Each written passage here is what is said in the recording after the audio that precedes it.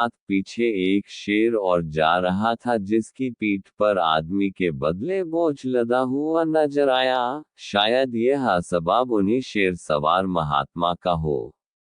शाम हो जाने के सबब साधु की सूरत साफ मालूम न पड़ी तो भी उसे देख इन चारों को बड़ा ही ताज्जुब हुआ और कई तरह की बातें सोचने लगे। इंद्र, इस तरह शेर पर सवार होकर घूमना मुश्किल है। आनंद, कोई अच्छे महात्मा मालूम होते हैं। भैरव, पीछे वाले शेर को देखिए जिस पर असबाब लदा हुआ है, किस तरह भेड़ की तरह सिर नीचा किए जा रहा है। तारा, शेरों को बस में कर लिया है। इंद्र जी चाहता है उनके पास चलकर दर्शन करें। आनंद, अच्छी बात है, चलिए पास से देखें कैसा शेर है।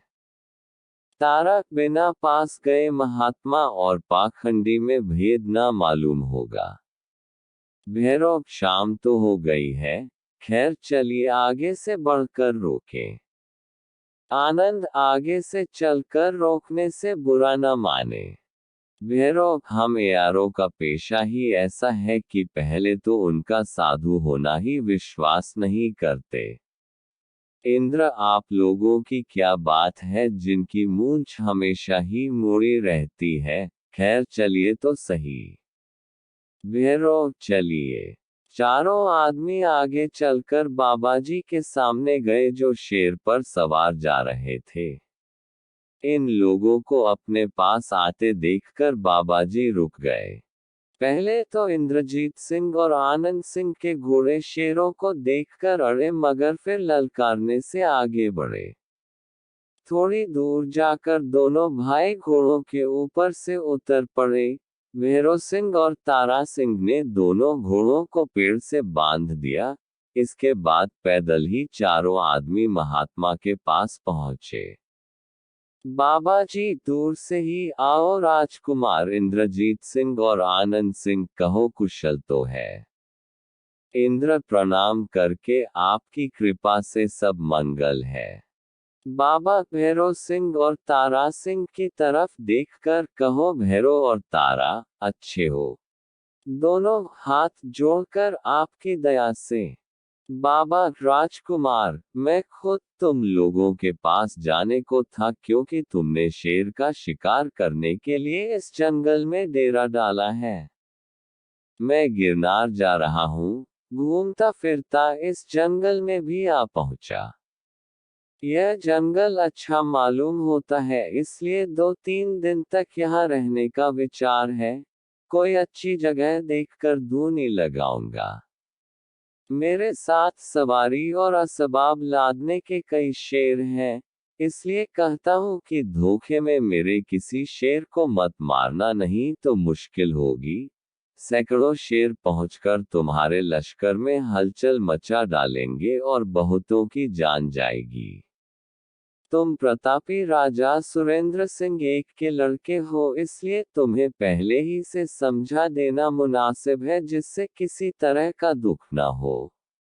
इंद्र महाराज, मैं कैसे जानूंगा कि यह आपका शेर है? ऐसा ही है तो शिकार न खेलूंगा। बाबा, नहीं, तुम शिकार खेलो, मगर मेरे शेरों को मत मारो। इंद्र, मगर यह कैसे मालूम होगा कि फलाना शेर आपका है? बाबा, देखो मैं अपने शेरों को बुलाता हूँ, पहचान लो। बाबा जी ने शंख बजाया। भारी शंख की आवाज चारों तरफ जंगल में गूंज गई और हर तरफ से गुर्राहट की आवाज आने लगी।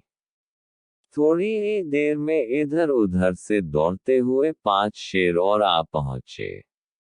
ये चारों दिलावर और बहादुर थे, अगर कोई दूसरा होता तो डर से उसकी जान निकल जाती। इंद्रजीत सिंह और आनंद सिंह के घोड़े शेरों को देखकर उछलने कूदने लगे मगर रेशम की मजबूत बागडोर से बंधे हुए थे, इससे भाग न सके। इन शेरों ने आकर बड़ी ऊधम मचाई। इंद्रजीत सिंह वगैरह को देख गरजने कूदने और उछलने लगे। मगर बाबा जी के डांटते ही सब ठंडे हो सिर नीचा कर भेड़ बकरी की तरह खड़े हो गए। बाबा देखो इन शेरों को पहचान लो, अभी दो चार और हैं। मालूम होता है उन्होंने शंख की आवाज नहीं सुनी।